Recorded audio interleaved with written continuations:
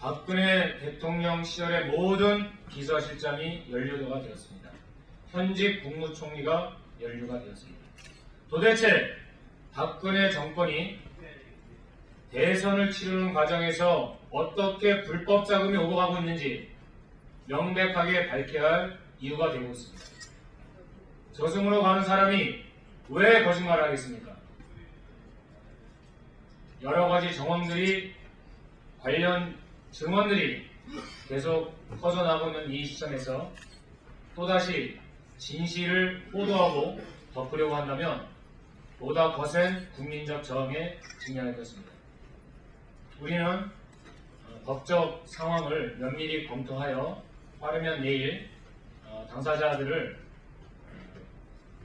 불법 정치 자금 혐의로 고발할 계획도 가지고 있습니다. 이번에야말로 차떼기 정당인 한나라당 그리고 그 후신 새누리당의 문제점 부정부패 비리에 대해서 발본색원 해야 될 때라고 생각합니다. 박근혜 대통령의 불법 대선 자금 의혹 특검으로 철저하게 수사해야 합니다. 판도라의 상자가 열렸습니다. 성완종 전 경남기업 회장이 자살 직전 언론 인터뷰를 통해 지난 2012년 대선 때 새누리당 홍문종 의원에게 2억 원을 건넸다고 털어놓았습니다. 홍문종 의원은 당시 박근혜 후보의 조직 총괄 본부장으로 선대위의 살림을 도맡았던 장본인입니다. 박근혜 대통령의 불법 대선 자금의 밀단이 그 실체를 드러낸 것입니다. 사실이라면 지난 대선이야말로 정권 차원에서 장행된 최악의 부정부패 비리 선거였던 셈입니다. 집권 여당 후보는 불법 대선 자금을 모았고 정권은 국정원과 군 사이버 사령부까지 총동원하여 부정선거를 직접 진두지휘했던 것 아닙니까? 그러나 이 정권은 도리어 적반하장식으로 가장 날카롭게 불법 부정선거를 추궁하던 통합진보당을 강제로 해산시켰고 초법적인 국회의원직 박탈까지 감행하여 작금의 재보궐선거 사태까지 이르게 하였습니다. 참으로 역사상 그 유례를 찾기 어려운 파렴치한 정권이라 아니할 수 없습니다. 박근혜 대통령은 이 참담한 의혹, 불법 대선 자금 수수와 관련한 의혹에 대하여 즉시 국민들 앞에 나서서 솔직하게 해명할 것을 강력히 촉구합니다. 또한 사실이라면 그간 입만 열면 원칙과 신뢰를 내세웠던 박근혜 대통령의 행보는 모두 새빨간 거짓말이자 대국민 사기 행각에 불과한 셈이 됩니다.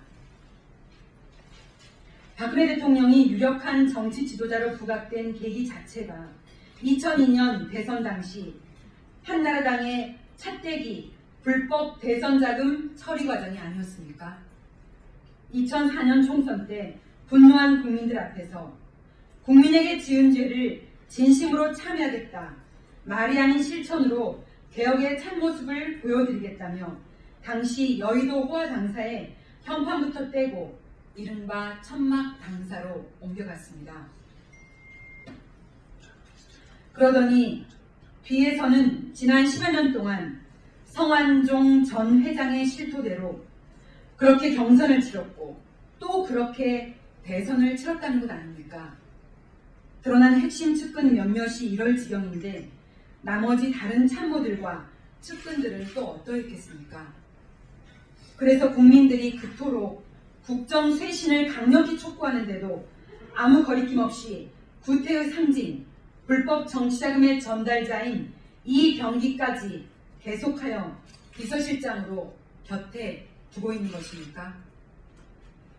배신도 이런 배신이 없습니다. 충격적인 사태에 직면한 우리 국민들의 분노의 시선은 이제 청와대를 주시하고 있습니다. 즉각 특검을 통하여 박근혜 대통령의 불법 대선 자금 의혹에 대하여 전면적으로 철저하게 수사해야 합니다. 그리고 무엇보다 대통령이 직접 솔직하게 해명하는 것이야말로 우리 국민들에 대한 기본적인 도리이자 예의입니다. 2004년 차태기 정부에서 지금 있는 당사에는 들어가지 않겠다고 했던 박근혜 대통령의 말을 아직도 국민들은 똑똑히 기억하고 계십니다. 2015년에도 그에 준하는 책임을 반드시 져야 할 것임을 분명히 경고합니다. 당사자 박근혜 대통령이 한 점의 의혹 없이 철저히 해명하십시오. 2012년 박근혜 불법 대선 자금을 철저히 수사할 특검을 즉각 실시하십시오. 2015년 4월 12일 4.29 재보궐선거 서울 관악구을 후보 이상규, 성남 중원구 후보 김미희, 광주 서구을 후보 조남일 3명의 후보가 함께 드리는 말씀입니다. 감사합니다.